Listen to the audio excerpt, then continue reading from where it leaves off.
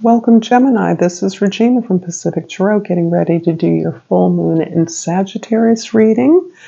I want to remind you all that this is a general reading, and as a result of that, I'm not responding to a question, a query from an individual, but rather I'm trying to intuit the needs and information that would be helpful to those of you that I'm connected to. I am also doing personal readings, but I do want to qualify that the best results come when a reader gives me a specific area of concern or a context for their concern. And out of that, I don't have to work so hard at guessing at what will be useful. If someone has told me the area of concern that they need support in, I am free. It frees my intuition to go to that information that is going to be most helpful. And those readings where I get specific information about what is desired, the question to be answered, those are much richer readings. So I'm saying all of that for a number of readings, to those readings I've done for some of you that are much more significant, powerful, richer, and those that have not been in response to a clear question or event, and that makes the readings much weaker and more diluted. So this is helpful to me when you're clear about what you want, and it also suggests why my readings are so general, as are most readers who are responding to a collective energy rather than to a specific question or request. So, having said all that, thank you to all of you who support me with comments, generous donations, who opt to receive a free reading, or who are simply supporting me with your time and your presence here right now. That is what is most important, and hopefully will lead to my longevity as a card reader. So Gemini, your overall energy for this full moon is the Warrior of Pentacles, or Jades in this deck. This is you as the Knight of Pentacles in the traditional deck, where you are surveying the opportunities before you. You're looking at a raw canvas and you're envisioning a plan, an opportunity, something you can build, something you can grow.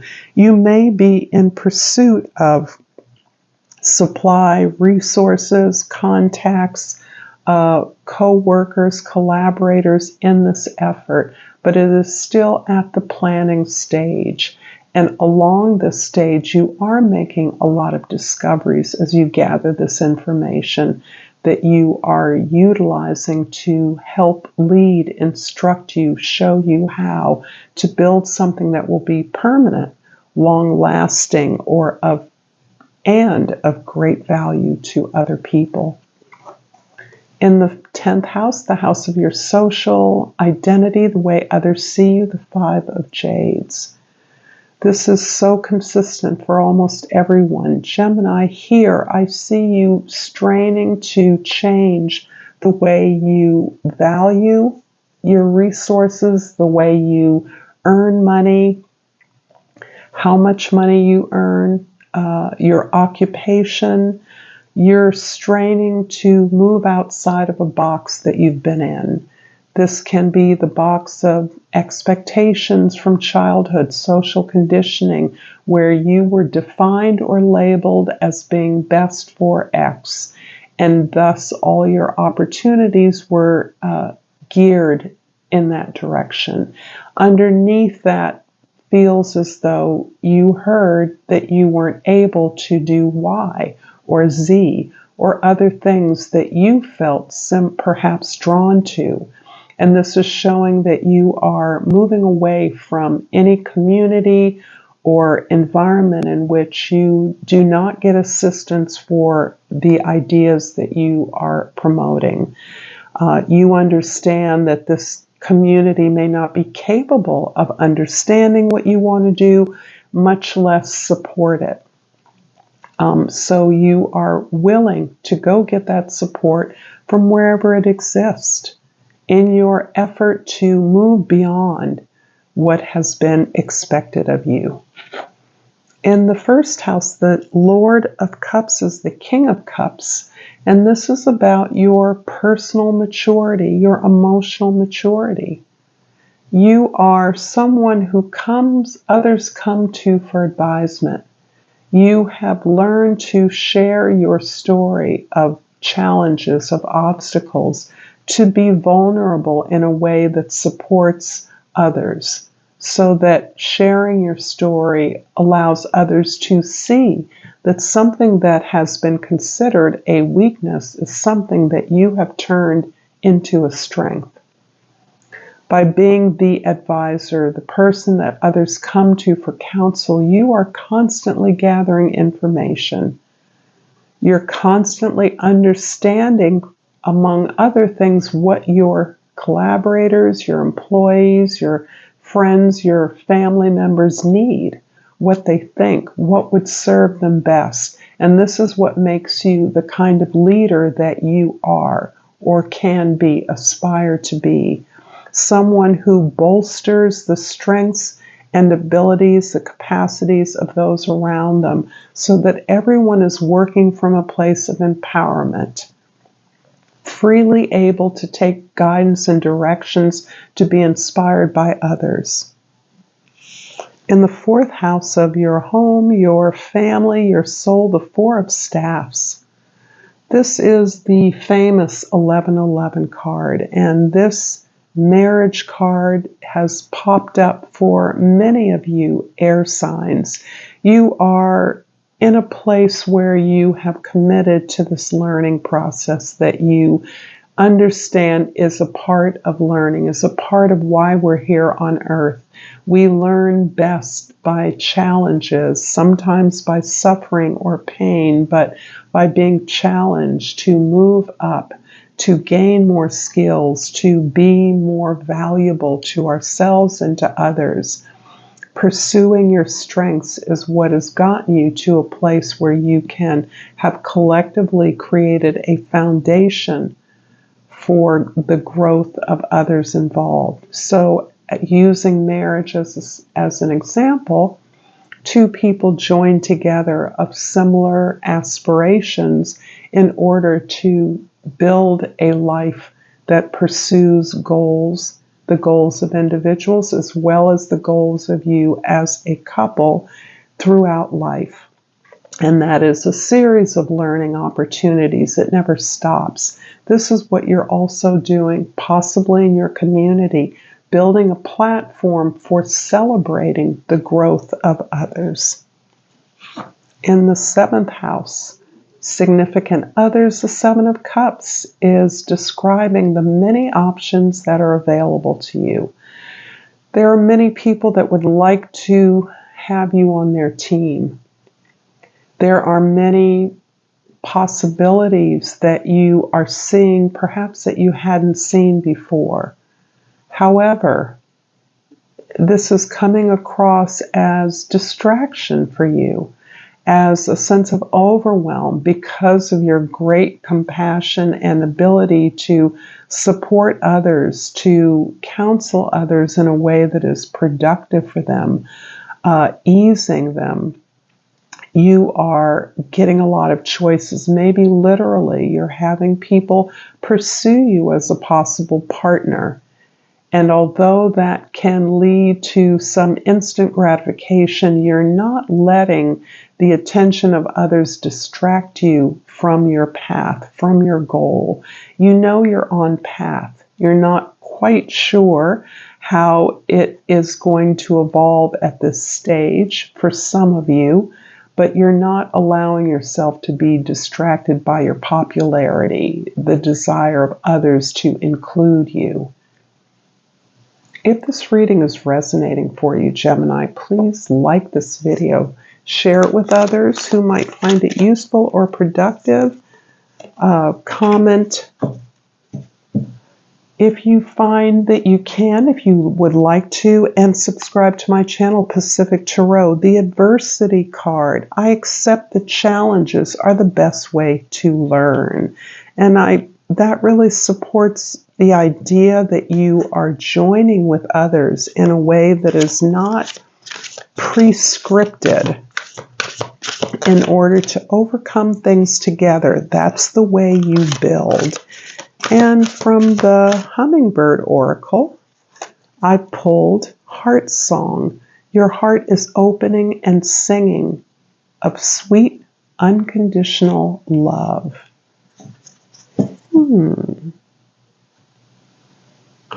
In the first house, the Lord of Cups is clarified by the Sun card in the second house and the Three of Wands in the third house. You're definitely building something, building a project. Perhaps you're initiating your own business or consultancy. This can be a hot side hustle. But it is centered around your opportunity to be who you are, to be authentic, to pursue the things that make you happy, to illuminate the environment of your collaboration. That is a value to you. That's something that you're bringing. You lighten up the load. You establish values. You remind others of why you're doing the work. And that is not only for the advancement of your project, for the service or products you provide, to spread those, but to remind people of the abundance that we live within and among. This is what gives you happiness. Sharing this with others, being creative, playful in the work that you do. This is a form of almost prayer for you as to your honest truth, your honest self. The Four of Staffs in the fourth house is clarified by the Eight of Coins in the fifth house and the Chariot in the sixth house. You have been working diligently to improve yourself, to improve your skills, to get better at whatever your craft is. You've worked yourself almost literally to the bone, as this card shows in a really scary way. This particular fable is a really kind of dark one. I believe it is one of the Grimm brothers, The Tale of Seven Swans or something like that. But it is a rather challenging story, and it's showing me that you have worked at improving yourself and your environment, your creative capacity, your ability to collaborate with others for a very long time. This is not the first moment that you've been inspired by your goals. In the sixth house, in fact, you are, despite your ability to give counsel, your attraction as an advisor, you are not allowing yourself to be distracted by the needs, the conflicts of others. You're really embracing what makes you unique. You're not trying to fit in with others, and that's been coming up for you. Instead, you are moving towards your target with incredible laser focus. You are not allowing yourself to be distracted despite the popularity and attractiveness of your skills, your compassion, your ability to share what you know with others. This is really a confirmation that indeed you are on your path of happiness, which is why you're achieving it in many important ways. The Seven of Cups in the seventh house is clarified by the Five of Coins, a repeat in the eighth house, and the Ace of Wands in the ninth house. So particularly, Gemini, as the seventh house is the area of focus of this full moon in Sagittarius. The sevens are really confirming that you are on your path and that your target, your goal, is the passion that you are uniting with. That is what's driving you. There may be many individuals that would like to fill a role of intimate or significant connection with you, but you are not allowing that to distract you. You're allowing that to evolve naturally. Instead, you're focused on your goal, and that is about this need not to fit in, to be who you are, to understand the real potential of your abilities, which goes far beyond the glass ceiling that has been assigned to you by life, by your family, by your parents, whoever. You are instead initiating this new inspirational desire to expand and grow. That can mean you're starting a school, getting some more training, going back to school, starting a program that allows others to come together and learn something new. You may be starting a new group, a club, some way in which you're inspired to explore the world, move beyond what's familiar, gain information and inspiration from the way that other people do things differently. The 5 of Jades in the 10th house is clarified by the 10 of Swords in the 11th house and the Lover's card in the 12th house. Old beliefs are dead and dying for you. You have thoroughly released the expectations of others, at least for now. These are old expectations, not just of your family, but really of the world, of perhaps your culture, your society. You've really let those go. You recognize that is the old guard, the old world. And you're really investing in a new vision. And this, in many ways, is a result of your ability now to choose you. You have a long history of discriminating between opportunities and deciding what's best for you.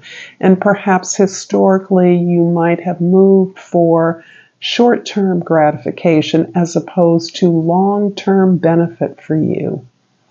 But that is a result of now you choosing yourself, choosing what supports you, what recognizes your talent and ability, what speaks to your potential and your goals, and what you now understand you are deserving and worthy of. I'm going to finish up this reading, Gemini, with a Yogic Path Oracle. And because these are so challenging to shuffle, I've shuffled and pulled up the Buddha. And I'm going to read a little bit about the Buddha from this beautiful guidebook. Created the deck and the guidebook, of course, by Sahara Rose. I'm in love with this. One who is aware. Buddha is not just one person, but anyone who has an aware and blessed soul. Right now, that is you. You've woken up to your true self and let go of the illusions that were binding you to the material world. You've taken off the mask of security and given a good look into the vastness of your own soul. You've realized that nothing is inherently good or bad, but rather just is. You understand the non-dual nature of the world and are letting go of the judgments of the mind. Hold the knowledge that we are all Buddha nature. It just takes remembering. Thank you so much, Gemini, for this beautiful reading. Until next time, namaste.